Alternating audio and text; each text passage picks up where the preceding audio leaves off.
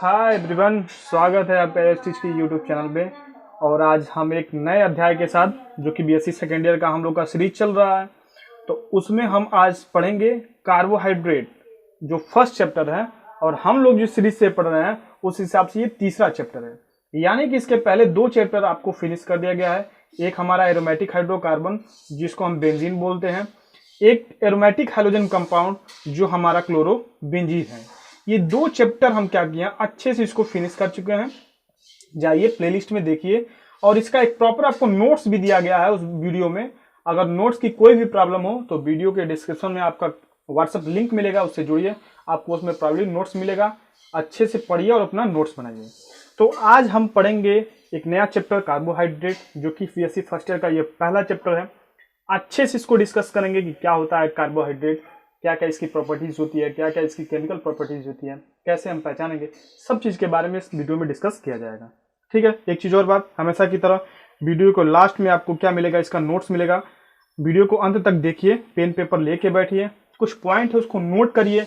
Notes तो आपको मिलेगा ही, लेकिन मेरा एडवाइस यही रहेगा कि आप पहले खुद का नोट्स बनाइए, उसके बाद से तब और पढ़ने में क्या होता है, इंटरेस्ट आता है। ठीक है। तो चलिए शुरू करते हैं। कार्बोहाइड्रेट, देखिए कार्बोहाइड्रेट ये बायोकेमिस्ट्री का ब्रांच है, लेकिन हमको पढ़ना है क्योंकि थर्ड ईयर में आप जाओगे, केमिस्ट्री लोगे तो आपको बायोकेमिस्ट्री पढ़नी पड़ेगी। देखिए कार्बोहाइड्रेट का अगर हम लोग इनिशियल डिफिनेशन की बात करें, जो पहले दिया गया, देखो नाम से स्पष्ट है, कार्बन का हाइड्रेट, यानी हाइड्रेट्स ऑफ कार्बन, यानी कार्बन का जो हाइड्रेट है वही हमारा कार्बोहाइड्रेट कहलाएगा। हम एकदम इनिशियली जीरो से स्टार्ट करेंगे, और ये बाद में ये रॉन्ग हो गया, इसको चीज को हम डिस्कस करेंगे कि क्या मॉडर्न टाइम का जो डेफिनेशन आया कार्बोहाइड्रेट का वो क्या हो गया। तो देखिए हाइड्रेट ऑफ कार्बन मतलब कार्बन के साथ अगर हाइड्रेट किसी कंपाउंड में लगा हुआ है वही हमारा कार्बोहाइड्रेट कहलाएगा। जिस सपोज करो कार्बन हमारा X है और इसके साथ जो H2O लगा है वो Y है। ये X और Y ये नंबर बताएंगे, X बताएगा कार्बन का नंबर और Y बताएगा H2O का नंबर। तो carbohydrate are those compound which represent CX and H2O and Y, मतलब वैसे कंपाउंड जो इस फार्मूले को सेटिस्फाई करते हैं वही हमारा क्या है, कार्बोहाइड्रेट है। पर ये बाद में जाके रॉन्ग हो गया, क्यों?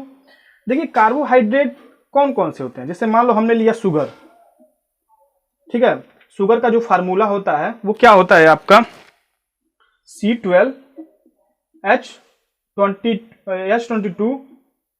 S22 एंड O11, ये हमारा शुगर का फार्मूला होता है। अगर इसको हम लोग इस रूप में फॉर्मेट में लिखें तो कुछ ये हमारा हो जाएगा C12H2O का कितना हो जाएगा, 11 हो जाएगा। देखो इस फॉर्मेट में हो गया, तो यानी ये जो शुगर है ये हमारा कार्बोहाइड्रेट है। बात करें ग्लूकोज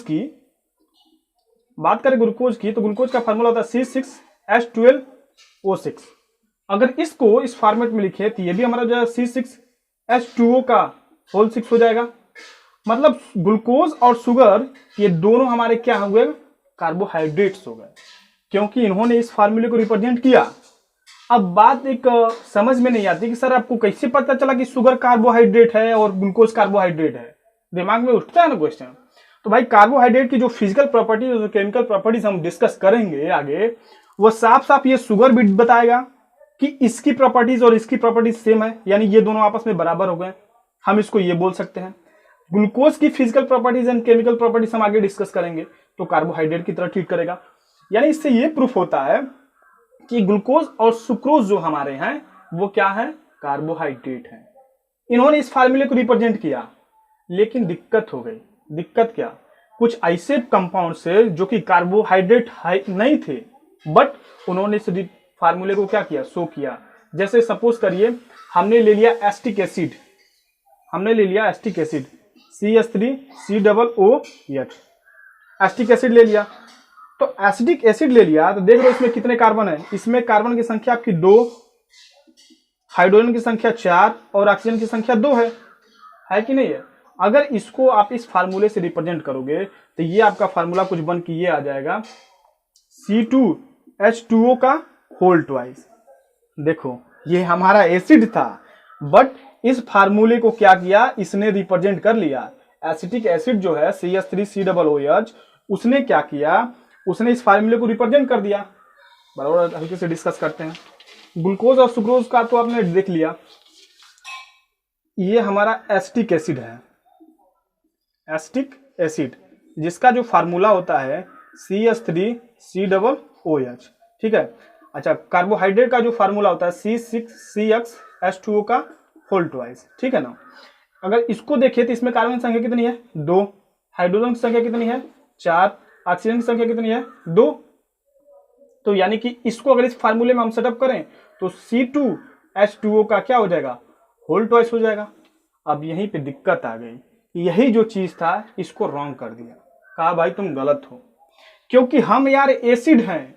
अरे एक बात बताओ, कार्बोहाइड्रेट क्या होता है? जो हमको एनर्जी देता हो। शुगर है, ग्लूकोज है, ये सब हमको एनर्जी के सोर्स हैं। वो हमको एनर्जी क्या करते हैं? प्रोवाइड करते हैं। वो क्या करते हैं? हमको एनर्जी प्रोवाइड करते हैं। बस अपने दिमाग से सोचो, क्या एसिड हमको एनर्जी देगा? बिल्कुल नहीं देगा। तो एक मॉडर्न डिफिनेशन निकल के आया कि भाई कार्बोहाइड्रेट तो ये गलत हो गया। और सबसे जो इंटरेस्टेड बात है वो है कुछ और कंपाउंड्स थे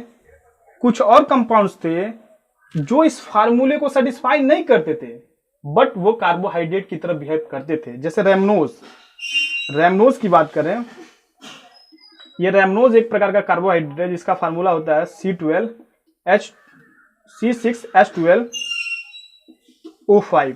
ये हमारा क्या होता है? इसका फार्मूला होता है।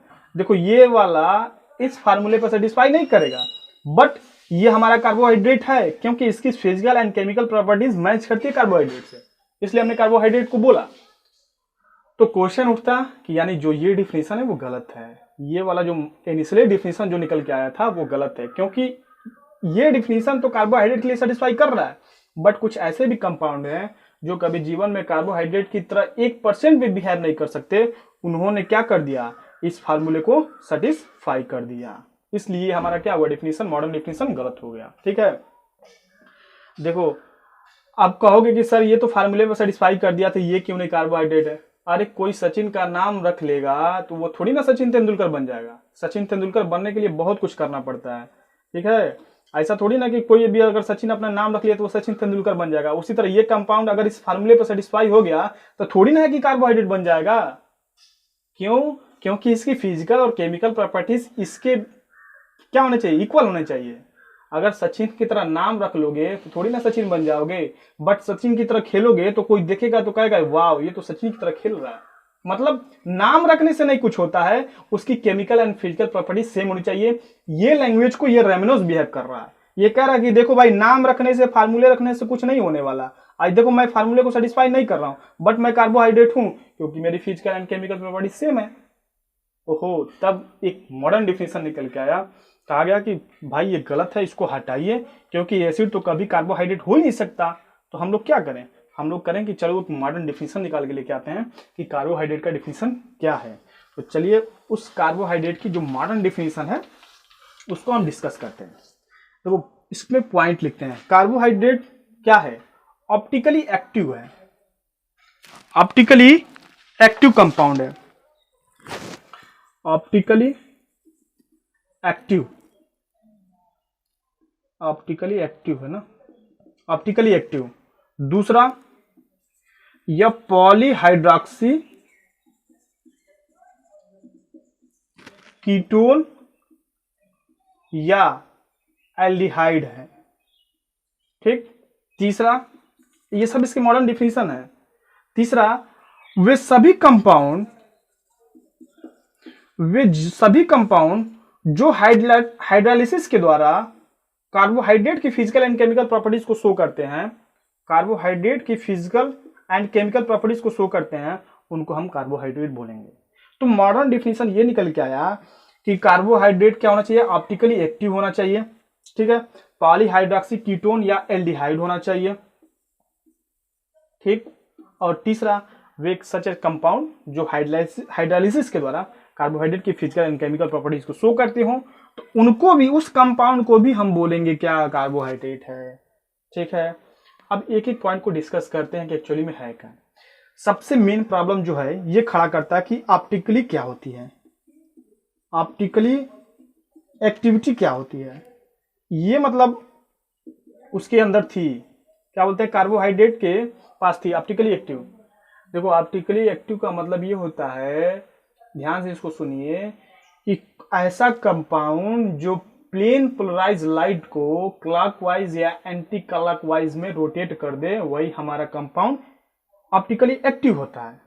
जैसे मान लो अगर अपने घर में यूज करते हो ना लाइट, तो लाइट सब डायरेक्शन में होती है, मतलब एक्स एंड वाई हर एक डायरेक्शन में होती है। ऐसे मतलब क्या करती है, इस तरह का वेव की तरह चलती है लाइट, ठीक है, हर एक डायरेक्शन में चलती है। बट हमको क्या करना है, इसको एक प्लेन के द्वारा, किसी प्लेन से अगर इसको पास करें तो इसको हम यूनि डायरेक्शन में कर सकते हैं, एक डायरेक्शन में कर सकते हैं, किसी तरह इसको रोटेट करके, ठीक है।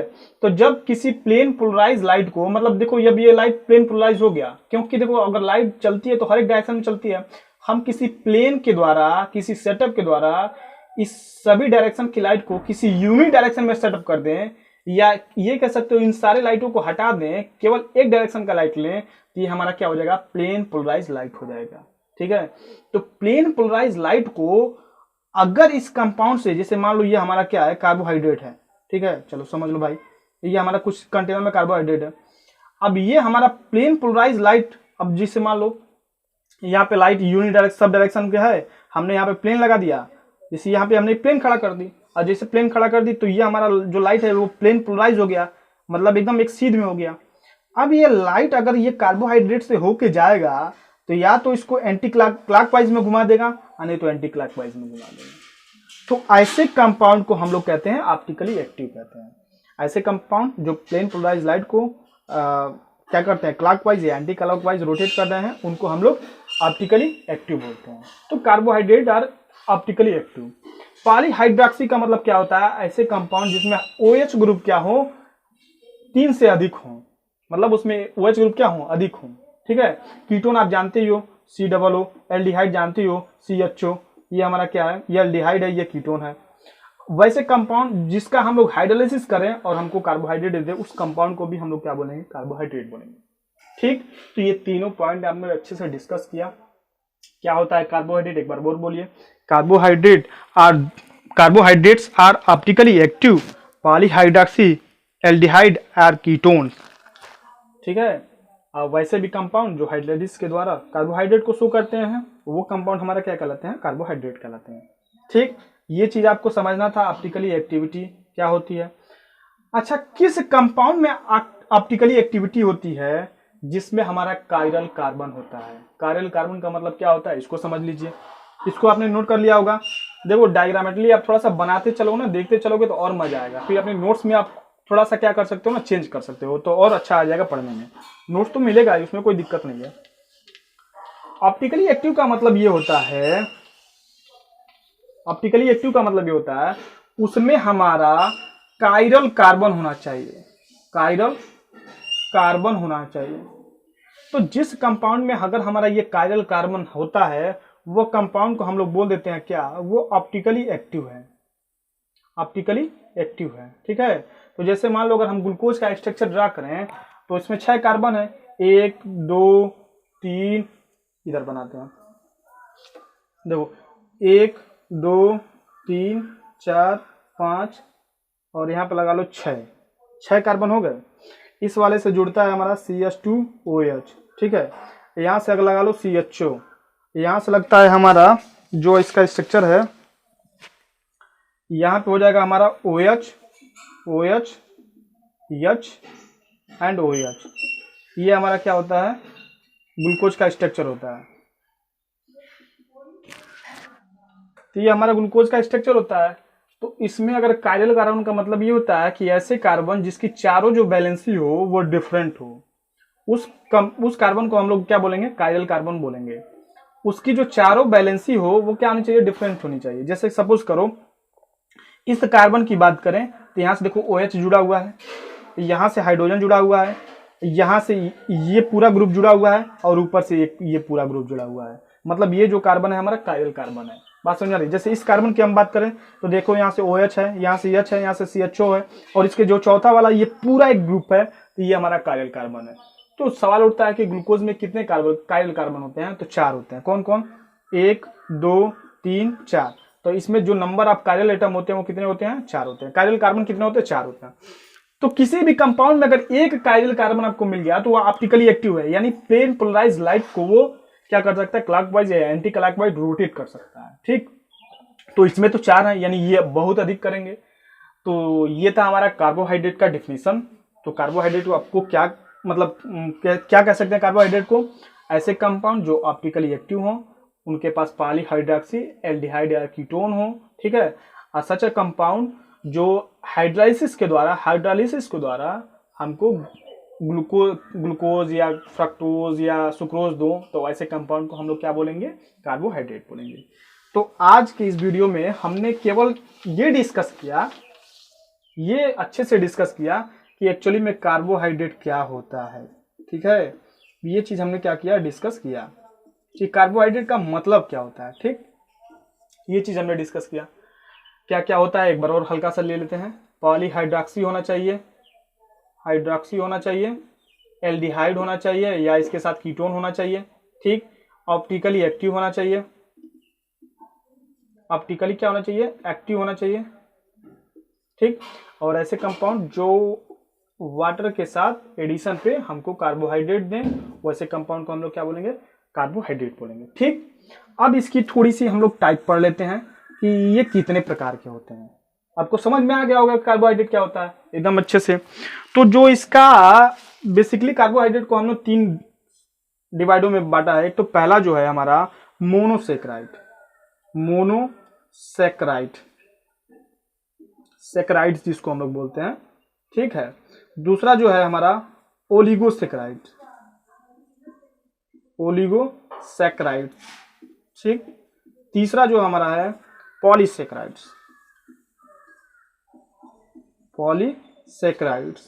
मतलब ये 3 तरह के क्या होते हैं, हमारे कार्बोहाइड्रेट होते हैं। एक हमारा होता है मोनोसेक्राइड, दूसरा ओलिगोसेक्राइड, तीसरा हमारा होता है पॉलीसेक्राइड। क्या क्या तीनों में डिफरेंट होता है, क्या क्या थोड़ा अंतर होता है, उसको भी हम लोग थोड़ा सा देख लेते हैं। ठीक है, मोनोसेक्राइड वैसे कार्बोहाइड्रेट होते हैं जिनका हाइड्रोलाइसिस संभव नहीं हो पाता है, मतलब वो सिंगल है, ऐसा नहीं कि उनका आप उसमें एडिशन कर सकते हो वाटर का।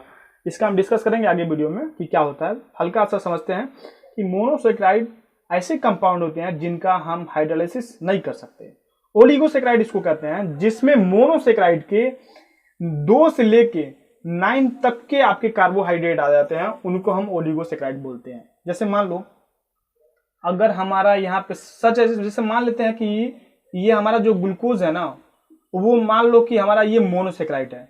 सपोज करो कि इसमें ऐसा होता ही है, ग्लूकोज जो हमारा होता है मोनोसेक्राइड ही होता है। तो सपोज कर लेते हैं, क्योंकि आगे हम डिस्कस करेंगे, मान लेते हैं मोनोसेक्राइड जो है ना वो हमारा क्या है, ग्लूकोज है, मतलब ग्लूकोज जो है मोनोसेक्राइड है, उसमें वाटर का एडिशन नहीं हो सकता। तो ग्लूकोज के ऐसे ग्लूकोज 2 से लेकर 9 तक, मतलब यहां से अगर लिख सकते हो 2 to 9 अगर मॉलिक्यूल्स लेते हो ग्लूकोज के, तो वो ऑलिगोसेक्राइड के अंदर आता है। ठीक है, पॉलीसेक्राइड किसको कहते हैं, जो 9 से अधिक हो, मतलब 10 से लेके n तक हो, ऐसे कंपाउंड को क्या बोलेंगे, पॉलीसेक्राइड बोलेंगे। ठीक, तो मोनोसेक्राइड इसको बोलेंगे जिसका हाइड्रोलाइसिस नहीं किया जा सकता। जैसे मान लो ग्लूकोज हमारा क्या है, मोनोसेक्राइड है, तो इसमें हम लोग वाटर नहीं जोड़ सकते। बात समझ आ रही है। ओलिगोसेक्राइड किसको कहते हैं, मोनोसेक्राइड के 2 मॉलिक्यूल से लेके 9 मॉलिक्यूल्स तक के नंबर को हम लोग क्या बोलेंगे, मोनोसेक्राइड, ओलिगोसेक्राइड बोलेंगे। जैसे मान लो अगर हमने ग्लूकोज यहाँ पे लिया, ठीक है, तो ग्लूकोज का या तो 2 ले लो, या 2 से लेके आप इसी ग्लूकोज के कितने मॉलिक्यूल्स ले सकते हो, 9 मॉलिक्यूल्स ले सकते हो। तो ये जितने भी टर्म आएंगे, जितने भी इसके अंदर मॉलिक्यूल्स आएंगे, जिसका जैसा भी नाम हो, वो हमारा क्या होगा, ओलिगोसेक्राइड होगा। और polysaccharide are those compound which have 10 या 10 more than 10 numbers of monosaccharide. ठीक है, तो आज हमने डिस्कस किया कि कार्बोहाइड्रेट क्या होता है, उसकी इनिशियल डिफिनेशन क्या हुई, बाद में उसको कैसे कन्वर्ट किया गया, कैसे रॉन्ग हुआ, फिर मॉडर्न डिफिनेशन क्या आया, हर चीज को आज हमने डिस्कस किया। तो कार्बोहाइड्रेट का आज एक तरह से कह सकते हो कि आज हमने क्या किया है, उसका इंट्रोडक्शन किया है। ठीक, उसकी डिफिनेशन पढ़ी है और थोड़ी सी उसकी क्या की है, हमने टाइप पढ़ा है कि टाइप में क्या होता है, अंतर होता है।